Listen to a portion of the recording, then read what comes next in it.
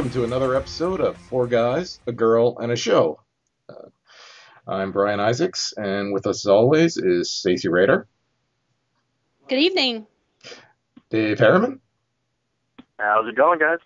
Mike Hopkins, Yo. and JQ. Hello, hello.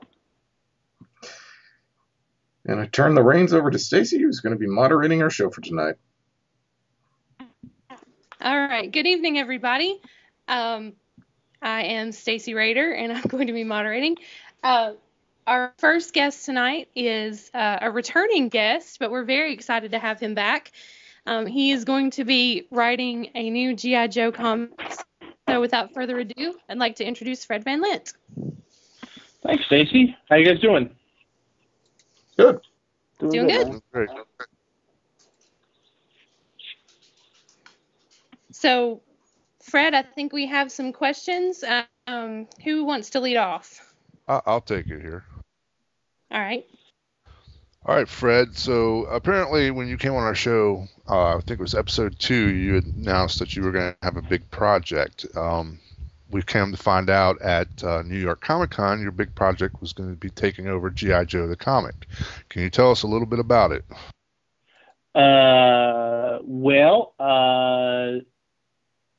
It's the regular G.I. Joe comic, which is relaunching with new number 1 in February. I guess I need to provide the disclaimer that it's a relaunch and not a reboot. That is to say, it grows very much out of the current IDW continuity that Chuck Nixon's been writing. And in Chuck's book, the nefarious forces of Cobra have outed G.I. Joe, who have previously been a purely covert team.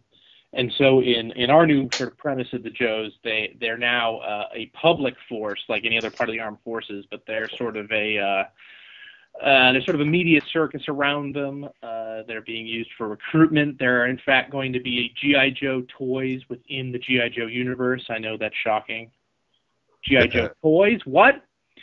And sort of we're going to this brave new world that's sort of both full of new opportunities and new challenges, because fighting Cobra here on American soil out in the open is a role that the Joes are not used to. So we get a lot of tension between them, within the team, and with the media, with the Pentagon, and it's just a neat new sandbox to have to sort of take these toys. Now I am being metaphorical. To take these toys and sort of do different things with them, and so it's been very exciting. Now, is it going to tie in with Cobra and Snake Eyes and Storm Shadow, or is it going to be a book all of its own? No, it's going to tie in. All those books are also relaunching with new number 1s. Mine's the first. Chuck's me doing a book called Special Missions, which is sort of about the secret G.I. Joe team, which is going to be led by Scarlet.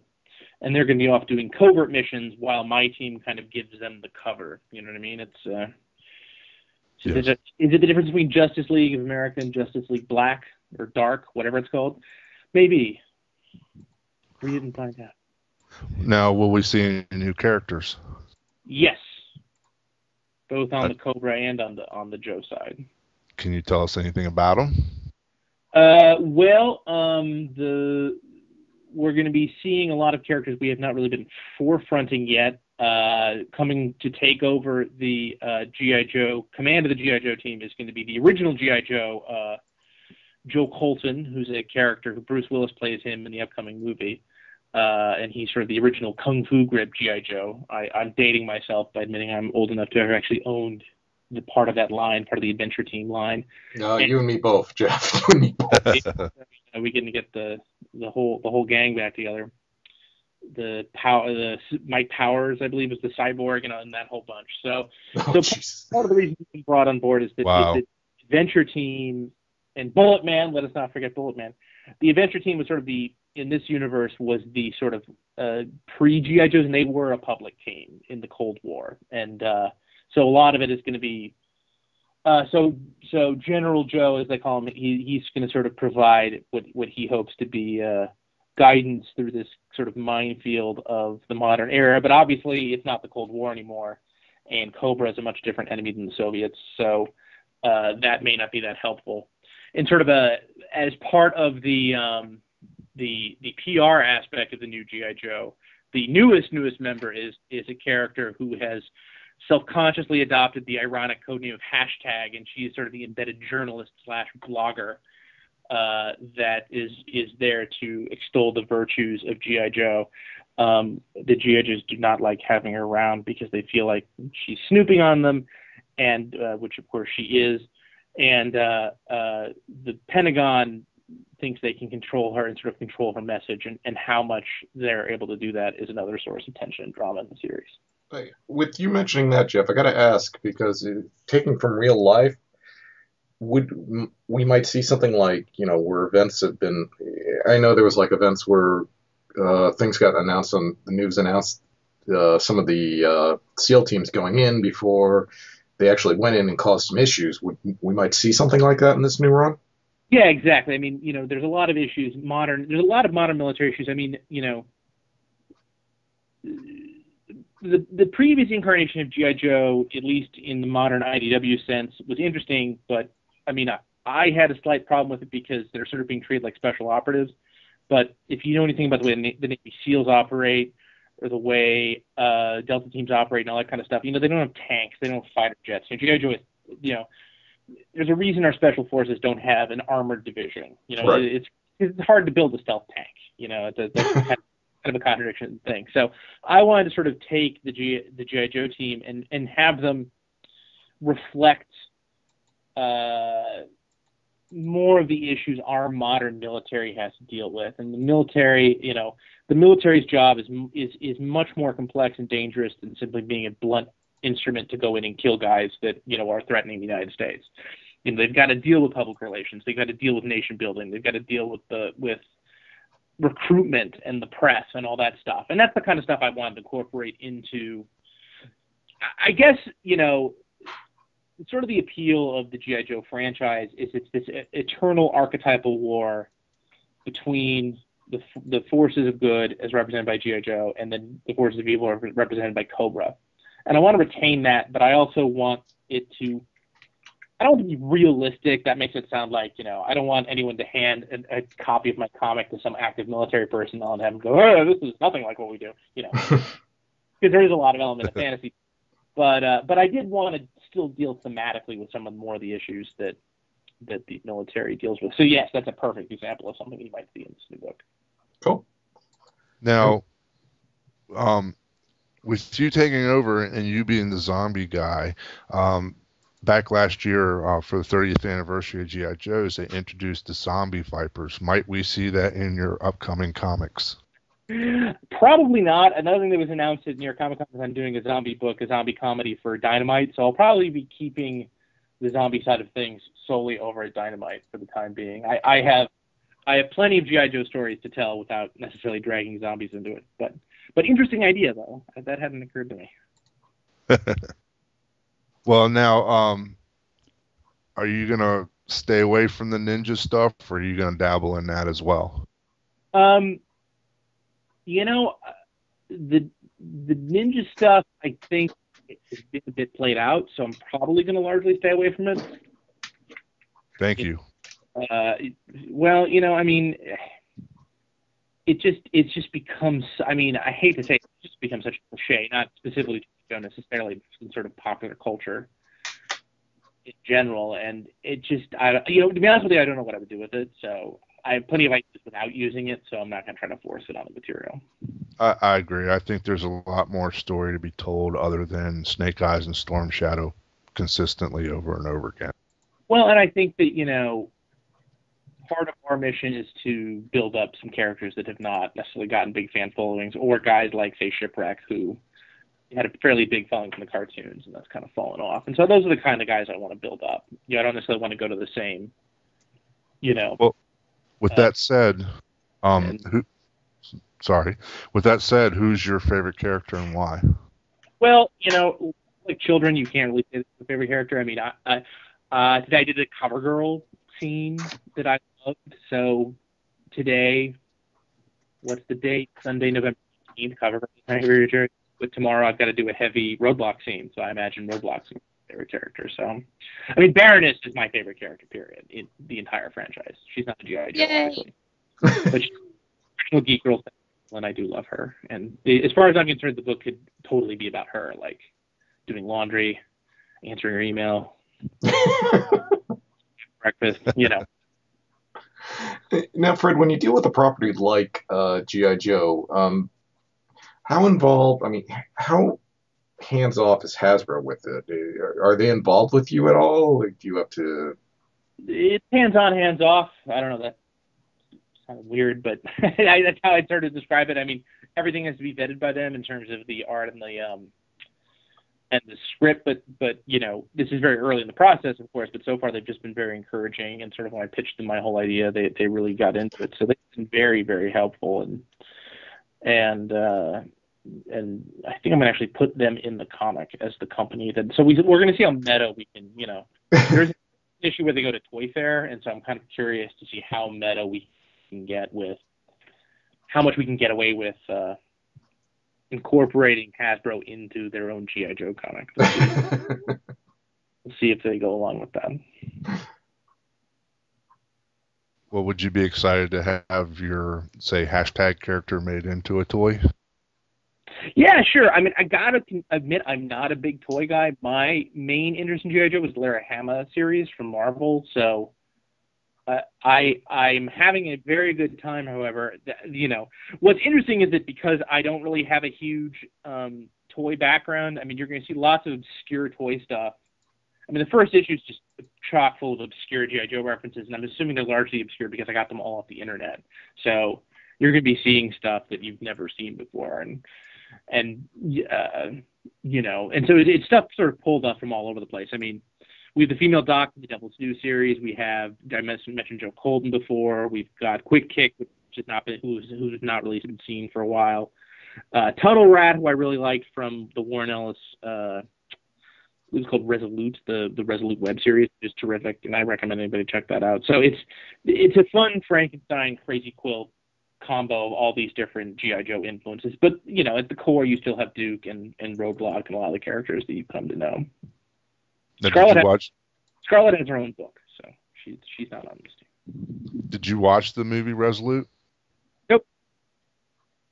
You gotta check that out. I don't think it's ready for public consumption yet.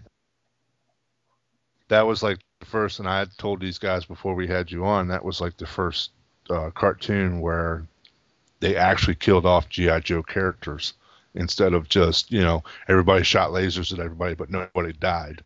It's a terrific little hour-long cartoon. Although, you know, the weakest thing about it is the ninja stuff, I thought. I was like, Warren Ellis can't make that work. I'm not going to try.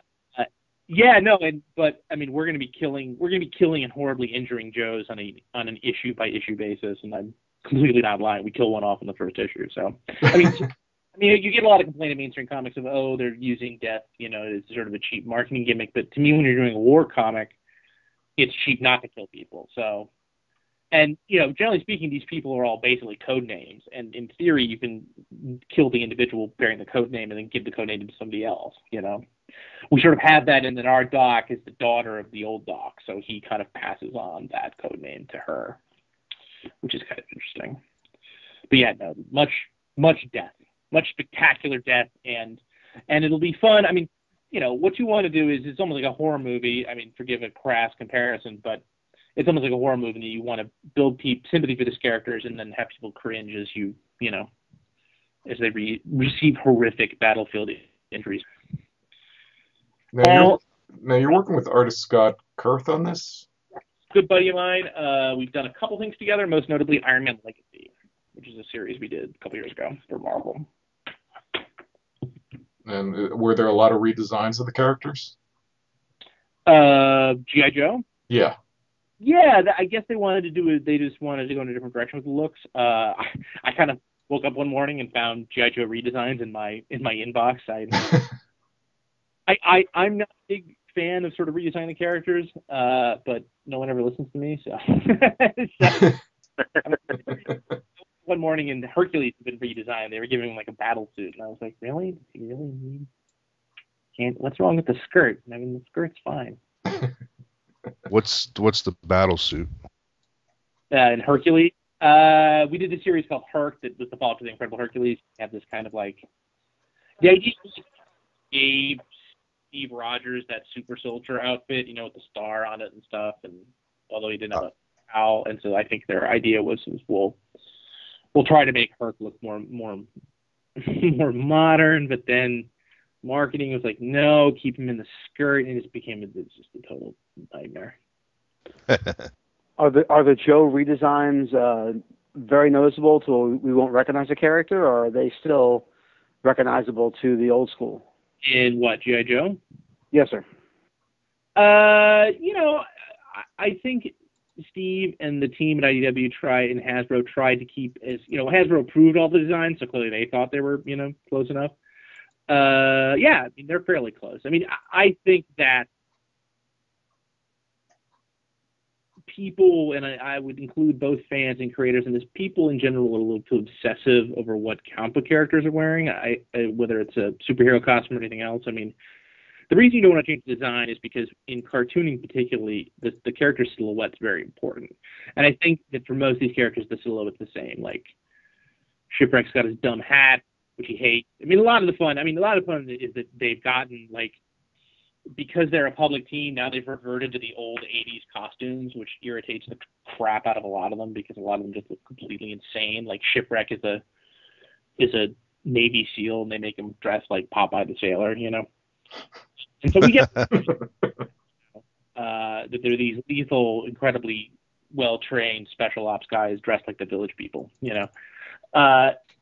So I think that, I think that you can recognize them. Yeah. Some people say the new Doc is like Lifeline, and our Doc is a black woman, and Lifeline is a white man, and I still don't understand, but that's something I've heard from people who've seen her. So, I don't, again, it's not something that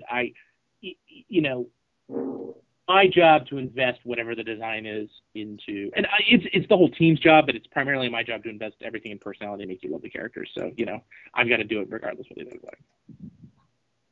Are we going to see the big chest tattoo of Gung Ho? Gung Ho just looks too much like a leather dude to me. Like, he just looks too like he's out for a night in the town. Like,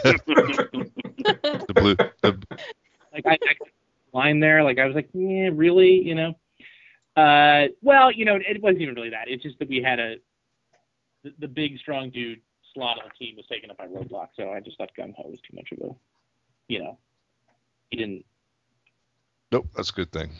He didn't add he didn't add enough to sort of deal with the fact he's this kind of leather boy bear archetype, which kind of, I don't know. I mean, it's fine. Reminds you of the Police Academy movies. Now,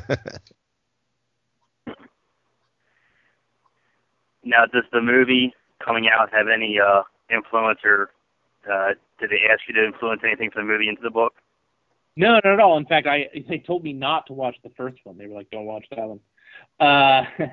But I hear the second ones they're all very excited about. I mean, the only thing that really influenced me was the inclusion of Joe Colton, which I do like the legacy characters a lot, so just knowing me, I probably would have used him anyway, but just the fact that Willis plays him in the movie, and that kind of emboldened me. I think we're using, based on what I've seen from the trailer, we're using Colton way differently than the Willis characterization, but no, they, there's been and I honestly, before I took this job, I had no idea there's been 7, 8, 10 trillion versions of G.I. Joe. I mean, just the sheer number of characters is so overwhelming. It's like, I hope just everybody's written in, and like, at this point, it's just sort of become white noise, because every day somebody tweets or Facebooks or emails me with some Joe I've never heard of before. Can you use this? And I'm like, sure. When my 1,000 issues long, I will be able to use every single character that has been asked to use. So as long as you get the main ones in there, I think that's what's most important. That. So as long as you get the main ones in there, I think that's most important. Yeah, we're definitely getting the main ones in that don't have their own book. Exactly. Because I think that what I trying to do, I think, is make sure each book stands on their own. So Cobra Files will have their characters, Special Missions will have their characters, Snake Eyes will be over here, so. Now, with the Cobra Commander, are you guys going back to the original Cobra Commander, or are you using Crake, the one that's there now? This is a relaunch, not a reboot, so everything so the short answer would be it's the guy, he's been there. Okay. There's any retcons are accidental. But no, it's the same Cobra Commander. I mean, the focus of our book is very much on the Joes. I think Cobra Commander works best if he's kind of like the Emperor from the first 3 Star Wars movies. He's kind of in the shadows, So you'll be seeing a lot more Baron, Destro, and that bunch. Now, how about because they haven't referenced him in a while, and he is a strong character, Serpentor? I do have a long-term plan for him, yeah. Okay, good. That's good to know. In I know the last issue I read, he was still in stasis. The Joes had him or something. I think the Joes had him, and he's in a stasis, almost like a coma. Okay. Is that Larry Hama's series, or is that the main IDW? No, I think it's the other one. I think the one I read was the Cobra series that it was involved in. Gotcha. If I remember correctly, it was a couple books ago, so to remember everything you reread on a regular basis, it's kind of tough. Indeed. But yeah, he's one of my favorite characters, and for them to at least keep him around was pretty decent. But I'd like to see something happen with him involved in the story itself. Well, with Mike and Christus did such a great job with sort of the Scientology aspect of Serpentor in their Cobra series, and I'm definitely retaining. Except Crocmaster is one of my favorites. I love what they did with him in Cobra, so he will be making an appearance in the first few issues. Awesome. The Dreadnoks, all your favorites. All my favorites. I am the G.I. Joe fan of this group, and I'm telling you, I'm looking forward to you doing this book. I'm hoping it's refreshing compared to where it has been. Other than Hama, I mean, I would say I'm hoping you're going to be my second favorite writer. That's my plan. I'm hoping I'll be my second favorite writer next to him. Anybody else? Thanks for having me, guys. I really appreciate it. Well, thanks for joining us, Fred. We really appreciate it. Cool. And so G.I. Joe #1 comes out in February. Oh, I guess I should say, those of you guys who know my work through Action Philosophers and Comic History Comics, also from IDW, the great Brian Dunleavy, my collaborator on those books, will be doing a History of G.I. Joe variant cover. First 4 issues, actually, and if you can, I think this is a special pull box variant. The Arthur Adams did a absolutely jaw-dropping Baroness cover. Must have. Awesome. Nice. I'm not quite sure when the previews with February books comes out, but that's what it will be. Well, I definitely look forward to it. Cool. Thank you so much, guys. No problem. Glad Thanks to have again, you. Fred. Good night. Fred Van Lente, everybody. All right. So thanks again to Fred Van Lente, who was gracious enough to join us. And we will definitely be looking forward to the G.I. Joe comic coming out in February. I know I, for one, will probably be looking for those Action Philosophers variant covers just to see them. All right, guys. Well, let's move on to our next topic. This is one we've talked about a little bit in previous shows. Something that's near and dear to our hearts, and that would be Cartoon Network's Young Justice. We found out, I guess, about a week or two ago that the comic book is ending, that's being canceled, and we know there's a lot of internal fighting going on at DC. So what do you guys think? What does that mean for the cartoon, you think? this is once again, this is just seems like Warner has no clue what they want to do with this property. It's why do they even bother if they can't figure out what's going on? I know I've made multiple calls to Cartoon Network with no response whatsoever. There's still no official thing, but on this past Friday, they were emphasizing the Teen Titans again. So we'll be seeing that sometime in January. But man, it's just like the infighting is just getting ridiculous already. This is the thing. It's just like figure out if you want the property or not, or give it to somebody who's going to do something with it. Well, and I know too that it's been they're actually showing reruns of it on Boomerang, so I'm not sure what that means either. The entire thing just doesn't make any sense. And yeah, with the new DC Nation, that new series Batman Beware was supposed to start, and they originally pulled that because of what happened with that Dark Knight shooting, and now they're not even mentioning that whatsoever. Sounds like there's issues with Cartoon Network and Warner working together or something. Like maybe Cartoon Network wanted more money, maybe Warner wanted more money. I don't know. Something's not right there. That's for sure. Well, the thing is, it's like they're still producing the Ben 10 comic over at DC. So it's something. It is something that just doesn't make any sense. I mean, if there is a money issue, where is it from? Well, yeah, exactly. Oh, sorry, Mike. I've read too that there's a video game coming out of Young Justice, and so I've kind of followed that. Being a gamer, just kind of out of curiosity, seeing if maybe they're going to pull that, or if it. But everything I've read is that it's still going to be released. So, I mean, I know it's probably not the first time they've released a video game on a property that's no longer on the air, but it still seems kind of weird to me. I don't know. No, you're right. You're right. It's just, a lot of people are just seeing a lot of doom and gloom. I mean, first it was like the toy line got pulled, and I mean that was based on sales and the way it was being ordered in the first dang place. Thank you retail for screwing up another great toy line. And then the cartoons suddenly goes on hiatus without any warning, only after 2 episodes. It was just like, you got conspiracy theories around with what's going on.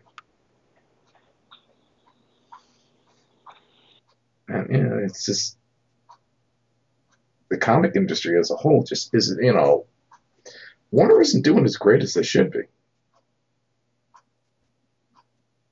I had no idea there.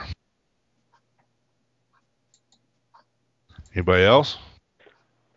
Well, I mean, if I can chime in real quick, I'm sorry. The show, we were talking about the comics the other day, and I mean, if I repeat myself, I apologize. But they're saying the violence of the show probably turned off some executives, and in my opinion, and I think we spoke about this way before, Brian, where you said Young Justice was more of an adult mannered concept. The kids saw superheroes. Oh, look, heroes. But we actually got the meat and potatoes of the story as grown-ups. And, I mean, whatever might have scared the executives, like I said, maybe it's some sort of, like you said, some inner turmoil in the higher echelon of WB, but it's just bad business. I mean, to have the toys at McDonald's, I mean, they didn't even last very long at McDonald's. I don't know if it's the violence per se. I mean, you could say it's the violence, but I mean, there are so much more violent cartoons on Cartoon Network right now that aren't Adult Swim comics. I mean, I was just watching an episode of the regular show where somebody gets his hand sawed off. I mean, come on. I mean, but is that considered cartoon violence, or is that why there's a problem with the violence? I mean, look, let's face facts. I mean, however way you want to slice it, it's Young Justice is not written for kids. It is not.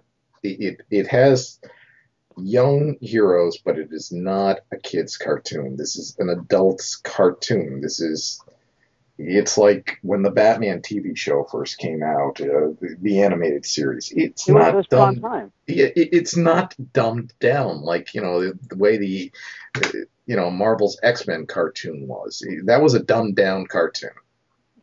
Yeah, That was taking some source material, some strong material, and watering it down for kids. Yeah, Batman the Animated Series premiered prime time. That was a prime time TV show for I think a half a year. Then they moved to Saturday mornings. Same thing with Batman Beyond. I mean that premiered at 8 o'clock on a prime time slot. So I mean it comes down to the end is they could have moved that to a nighttime slot and still kept it for us. But obviously there's an issue, and it's got to be goes down to the dollars.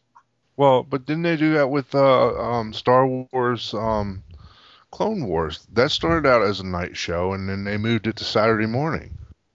But Clone Wars is cheaper to make these days than something like Young Justice.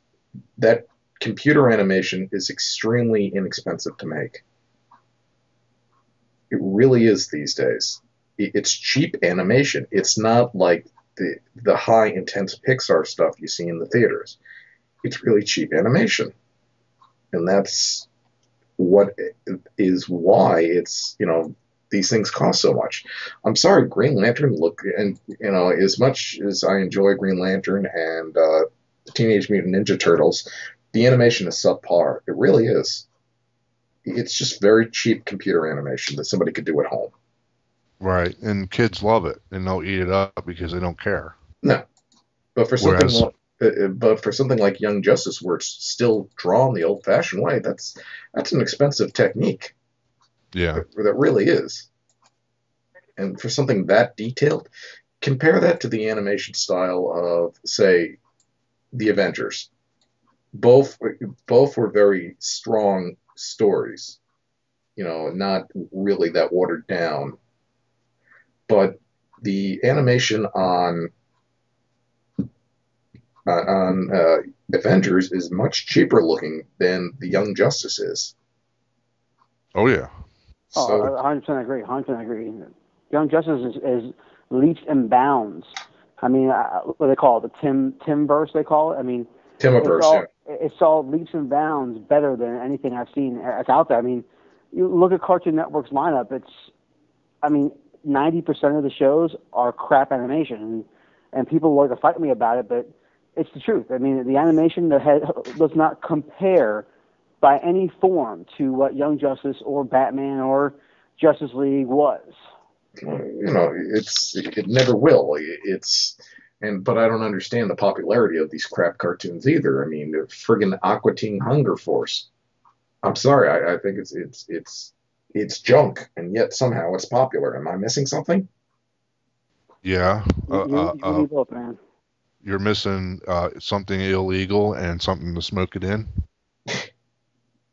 No, I wouldn't say that. I wouldn't say that necessarily, because there are episodes of Aqua Teen that I think are very funny. I think there are more that are kind of like, but I think it's a different kind of cartoon, and I think that's the big argument, is you're comparing apples to oranges when you say Young Justice is not Aqua Teen or Young Justice is not Robot Chicken. I mean, Robot Chicken maybe has some of those same elements, but just characters, so it's not. But I agree. I think if you look at Cartoon Network's lineup, I mean, for example, their Monday night lineup, it's Adventure Time, regular show, and then Annoying Orange, which I don't know anybody who thinks that show is funny or clever, or it just makes my head hurt. And I think if I look back at Cartoon Network in its infancy, they showed a lot of cartoons like that in prime time. They showed Samurai Jack, they showed Justice League, all that stuff was in prime time. So, if the actual issue is that it's too violent for kids to be on Saturday morning, then show it on a Tuesday night or a Monday night or Friday night or whatever. We've all got DVRs. If we're busy, we'll tape it and we'll still tune in. somebody needs to explain it to us and as to why they pulled it. See, nobody knows why because nobody is saying why. And I have to ask. I mean, would you guys be opposed to seeing it in a movie? In a movie from Warner Brothers? Doesn't sell well. Yeah, the thing is that the last time I did a full-length animated feature in the movie theater was Mask of the Phantasm, and it did better. It bombed in the box office, but reigned supreme in direct-to-DVD. That's why most of the Warner premieres are direct-to-DVD now. And they do horrible in sales. But that also has to go back to Warner. Their lack of advertising doesn't exactly help. Dark Knight Return comes out. I think I saw one commercial, if even. But they were all in the comics. You have to read their comics, see Yeah. the promos. And if you don't read their comics, I mean, the thing is, if you read the comics, you're going to buy the movie, regardless. If you see a Batman movie, you're going to buy it. If it was a Spider-Man animated movie, you read a Spider-Man book, you're going to buy it. That's not the audience you're trying to target. And I agree with you, Brian, 100%. It needs to go on the TV channels where instead of seeing 55 million commercials for a Nerf launcher, hey, throw a little 5-second, 20-second teaser of your animated feature and get people. I mean, that's what you want the people to buy it. That's where to do it. I mean, look at Disney. It's just like they pump the crap. I lost count of the amount of commercials that there were for the new Tinkerbell film. But they put the money into advertising. It was a direct-to-video. They're trying to get the girl market. It works because they put the money into advertising it. Disney has faith in that property. Warner doesn't. We keep seeing it time and time again. It's like, why bother with this property if you're going to do nothing with it? It's the truth. I mean, like I said, I don't understand it. They're not giving anyone a direct answer. It's almost the fact now where I don't think we're ever going to get an answer. We'll have to wait until January and see what's going to be released with this new DC Nation. I mean, I'm predicting, this is not off any fact whatsoever, my own speculation. I'm seeing it's going to be Green Lantern's going to stay and Beware the Batman. Unless they're going to make it a 2-hour DC Nation, I mean, Young Justice is going to get the boot. I mean, they have 10 episodes to go. And the only thing I have read is those 10 episodes are finished. But will we see them is the question. At some point. Go ahead, Dave. Whether it's released direct to DVD or done some kind of special edition, I'm sure we'll see them. They'll get out somewhere. They'll find a way to make some money off of them already being produced. If they're already made, there's no point. They're not going to waste that product. But yeah, I agree on the terms. They don't push things properly. And with Brian had mentioned before that here it is, McDonald's is doing that promotion with the little tech deck toys for them, but yet the show's off the air. If you take something like the Ninja Turtles that are out right now, the toys came out just prior to the show coming on. And now the show's coming on, they're releasing the figures almost as soon as they're putting them on the show. It's a great tandem they've created. And Hasbro, I mean, not Hasbro, but Playmates. DC, Warner and DC they're not catching that drift. They're not getting it that, it's a tandem thing. If you want kids or any kind of fan base to buy your items, to stay loyal to a show, you've got to release these things in tandem. You've got to show the show, put the figures out.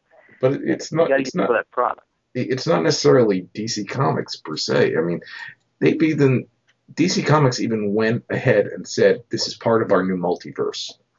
This is Earth 13. This is where you'll find this group of heroes. Everything on this TV show is part of our multiverse.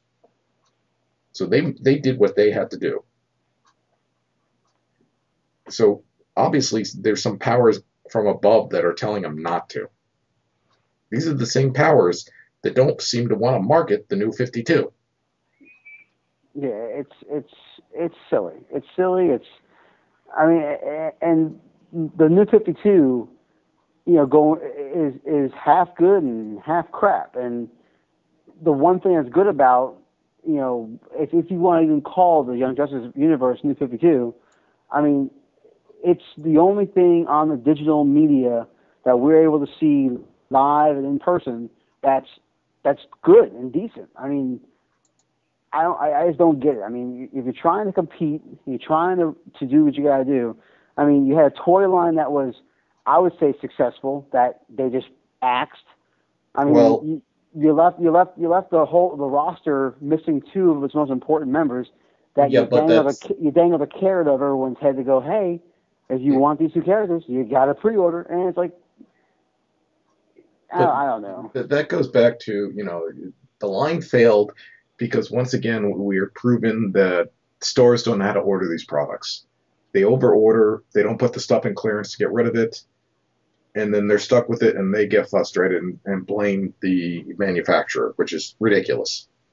I'm not saying the manufacturer is 100% without fault because some of their case packings, but I've lost, I think it's been like 4 years since the DC Retro figures, and I'm still seeing in my Toys R Us for the original price Lex Luthor and Sinestro. Why aren't these in clearance to get rid of them? Or selling them off to a dollar store?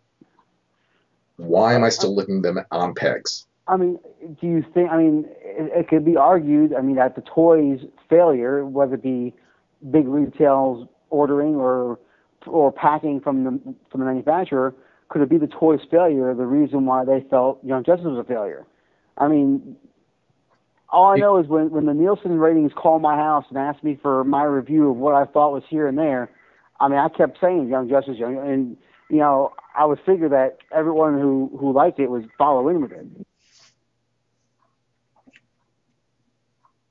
But Nielsen's don't really prove any. The Nielsen's have been debunked for years because of the types of families they focus on.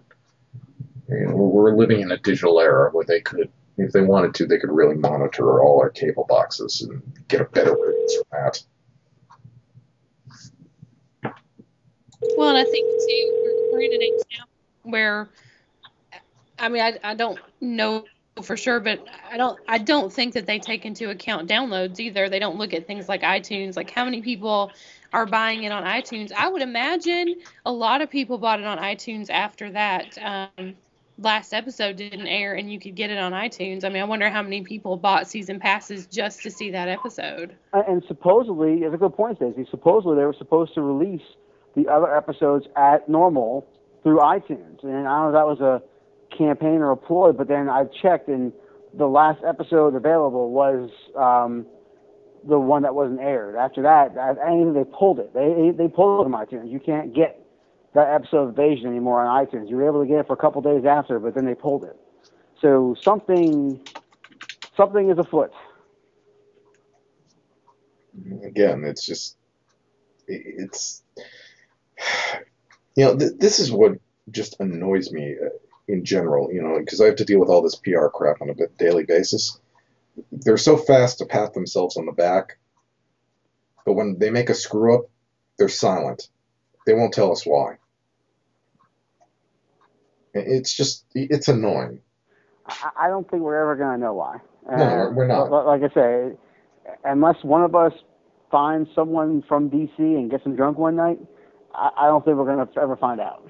If I could take a day off, I'd go into New York because I know exactly where the people from Cartoon Network and DC are, and I would lock them in a dark closet until I could get a straight answer. I am that determined. I have now made a big pain in the butt out of myself. I think the people from Cartoon Network totally hate me because all last week I left a message a day for them to contact me back. I didn't care. I was just like, what are they going to do? It's silly. I mean, what is so? I mean, what is the so? I mean, that's the big what if. What is the biggest secret? Why can't you say, hey, it wasn't doing good. We pulled the plug. Here's a DVD in a couple of months. You can watch them then. I mean, it's just give us something. I mean, even if you say, hey, we didn't like the way the show was going, just lie to us. Something. Give us an answer that we could say, hey, we're hearing it. But it probably goes. The reason they're not saying anything is if it was ratings, that's one thing. They would have said, all right off the bat, it was pulled due to ratings. It's not uncommon. I mean, shows get pulled for ratings all the time. And they let us know, hey, it's due to ratings. Obviously, there's something else going on. Or cost. Yeah, they won't tell us if it's cost. They won't tell if it's. It has to be some type of battles going on either internally with Warner or between Warner and Turner. That's the only logical stances I can think of. Well, I mean, I understand the cost, the production costs, and and the way it is in the comic. I understand that, but if the 10 episodes are finished, it makes no sense not to put them out. But then I could see if they were making more episodes. Yes, okay, maybe the 10 episodes wasn't the finale. Maybe that's the problem. I mean, but then that means there's an issue between Warner and Turner. Yeah. That's what it pretty much boils down to.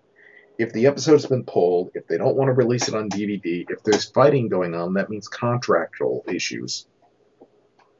Which means they want to keep quiet about that stuff. They don't want to, they still want everybody to think, even though they're not one happy company anymore, because they've branched off, they still want people to think that, Cartoon Network is part of Warner, which isn't the truth. It's just crazy. I mean, somebody needs to say something. Just, even if they give us the standard answer, well, things are a little more expensive, blah, blah, blah. That's fine. I'd rather hear, like you said, I'd rather hear that than anything else. Well, if you also notice, the timing of this announcement was right after New York Comic Con, where all the people who were, all the, reporting sites could ask somebody face to face there. They did it right after that. So there's got to be something going on. I'll admit I'm a conspiracy theorist, but there's got to be something going on here. Yep, I agree. All right, so it sounds like unless Warner and DC release some news, we will never know why Young Justice has disappeared. And hopefully in January, we'll be very happy when we tune in on Saturday mornings and it'll still be there. All right, guys, good discussion there. So let's move on to our final topic of the evening, and that is Star Wars. We talked a little bit about the sale of Lucasfilm to Disney, but we've heard some news about Star Wars, perhaps a possible storyline. So let's talk about that. Well, I mean, supposedly we're going to be having Disney or somebody make 7, 8, and 9. And the question is, you hear Lucas saying he's had something penned for 7, 8, 9 for quite some time now, but didn't have the time to devote to actually seeing it into fruition. Rumors always had that after his son helped film in one of the prequels that he wanted a helmet, and Lucas said no, he wouldn't let his son do it. So the fact now that Disney has bought it, it almost seems you knew it was inevitable to happen, that they were going to say, okay, well, here's 3 more. So Lucas is supposedly going to throw what he has to whoever's going to write it, and they're going to either use it, toss it, or combine what they have. But the question becomes, what are they going to do? Everybody wants to see Dark Empire, and being that it's set in the distant future of Return of the Jedi, you can almost say, well, yeah, Carrie Fisher's a little older, Mark Hamill's older, Harrison Ford's older, and you can see it.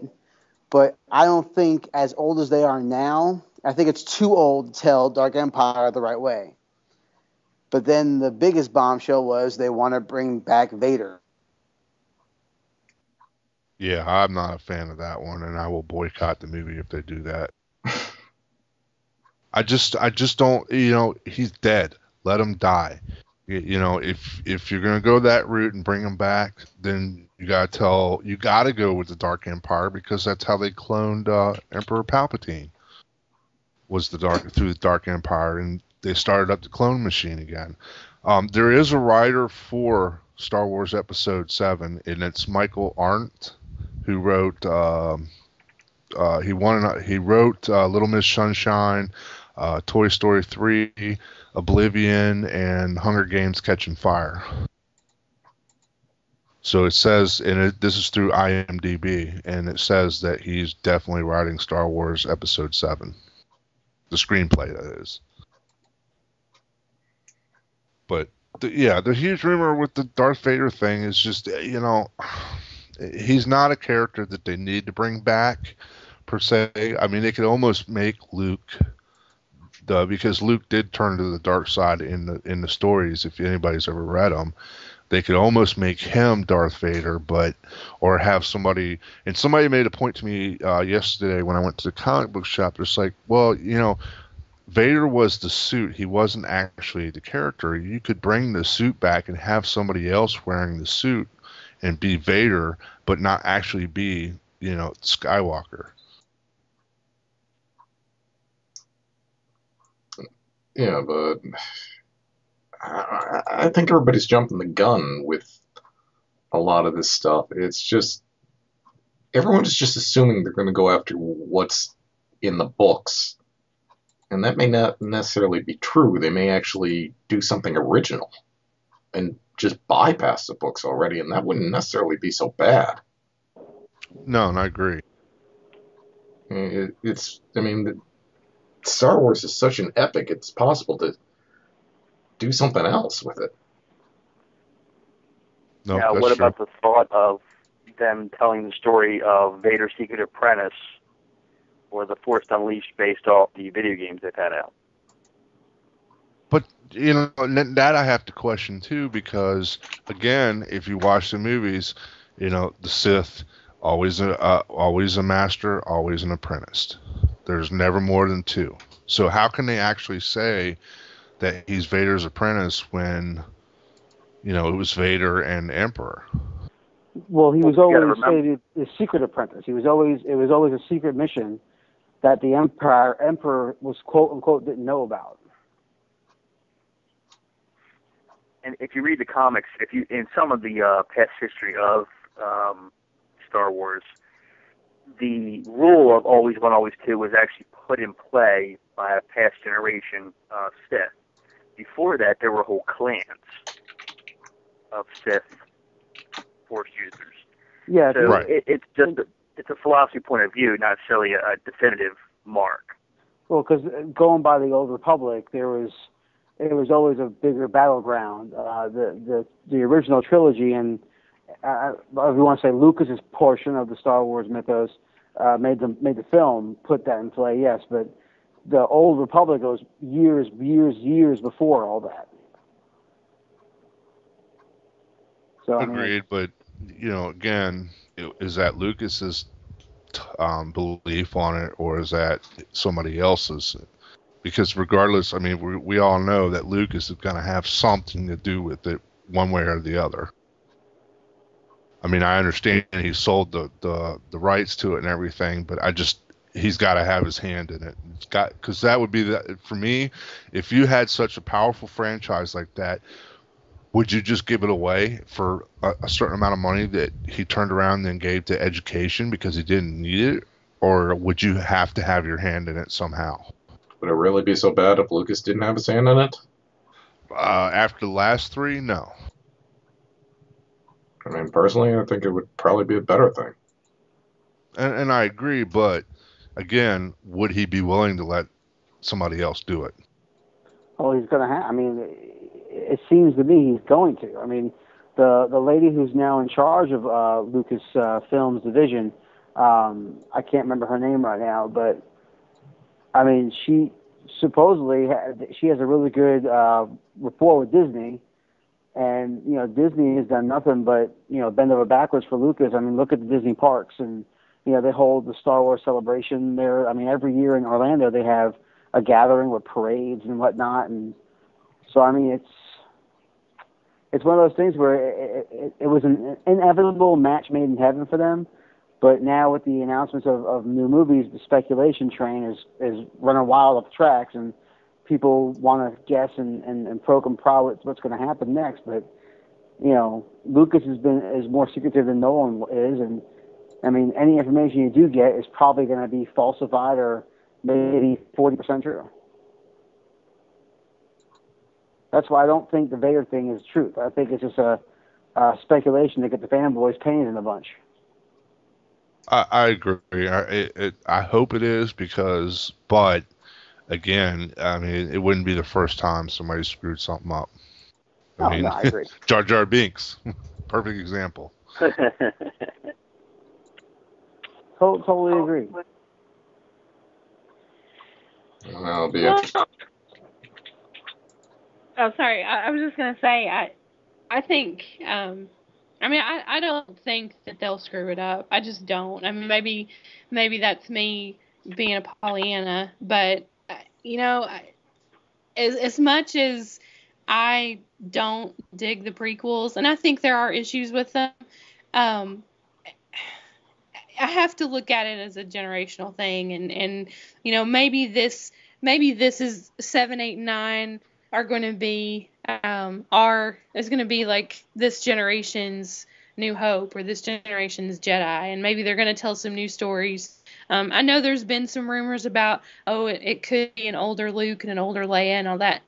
Honestly, I kind of hope they go a different direction. I kind of hope we get stories maybe a generation forward and we get to be introduced to some new characters. I mean, kind of like they've been doing on the Clone Wars. There's a lot of really cool characters on the Clone Wars that we've never ever seen anywhere else except on that cartoon. So, you know, somebody's telling some good Star Wars stories, and hopefully this screenwriter will take a page out of their books, literally. I fully agree with you. It's the prequels are hard to begin with. I think one of my biggest problems with the prequels was the fact on the way they just badly shoehorned stuff in from the first from 4, 5, and 6 in there.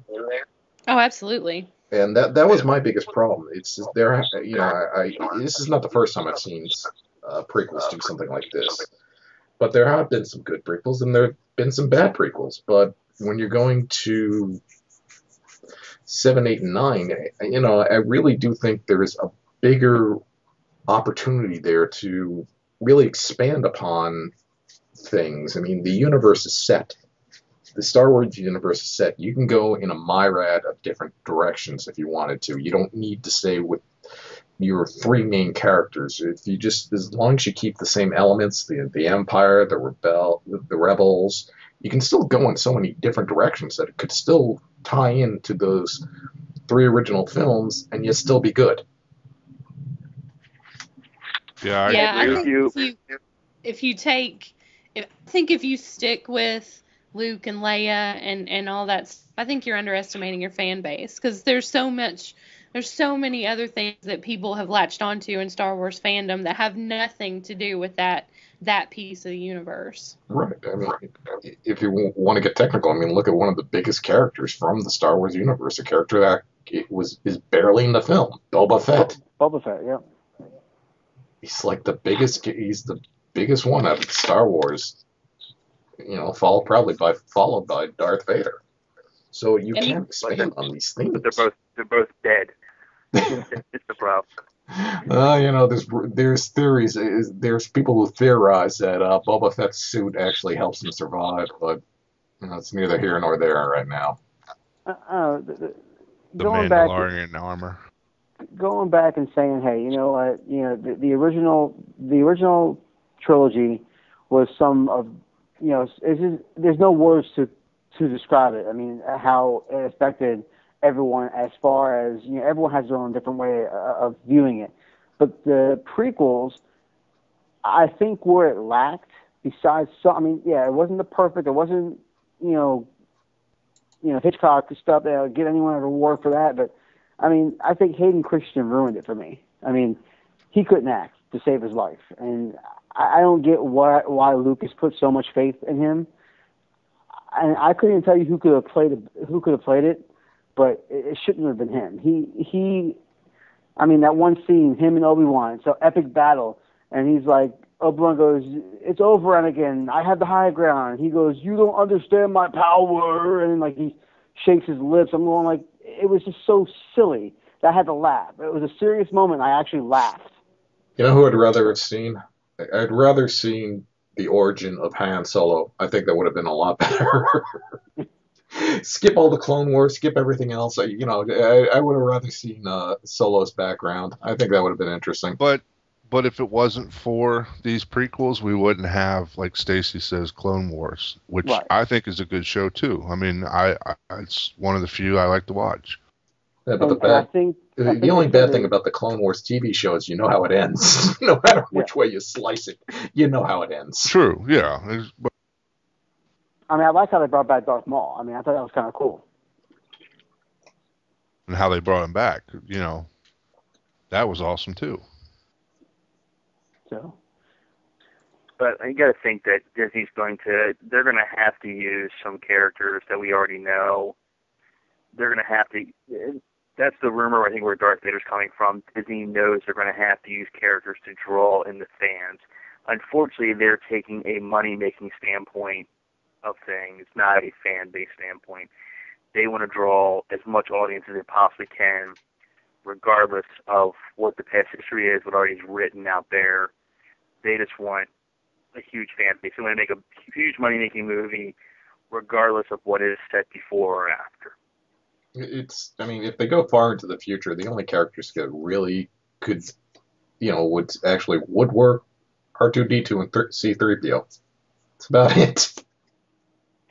Yeah, but you could use Luke as you could do it on Luke and Leia's and Han's kids. But that would also make sense too. But it's like But you'd have to definitely jump forward. I mean, you'd have to skip Dark Empire. Yeah, but I mean, think about it. It's again, you're talking about something that's been written. We don't know that's direction. But if you think about Star Wars: A New Hope, we didn't have any lead-in except that long scroll introduction. That was it.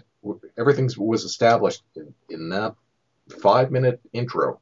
Right. I mean, and when you watch them 4, 5, 6, you that whole scene, episode 5, where Vader reaches his hand out and goes, "I am your father." I mean, it holds resonance. But then when you watch 1, 2, and 3, it's like, okay, well now episode 5 lost its pizzazz. And that's why, people say when you watch Star Wars, you should watch it 4, 5, 1, 2, 3, then 6. And I've done that before, and I actually showed a friend of mine. The story is not that bad when you watch it 4, 5, 1, 2, 3, 6. But I mean, it's how do you tell it? It's what's going to happen next. Yeah, but here's the thing, and I think this is interesting to me. You talked about in episode 5 the big reveal, and spoiler alert if you haven't seen it, just kidding. But with the internet age and the veracity of Star Wars fans, I don't think you could have any kind of surprises like that, because somebody would spoil it. Somebody would be like, spoiler, he's his father. Yeah. I mean, and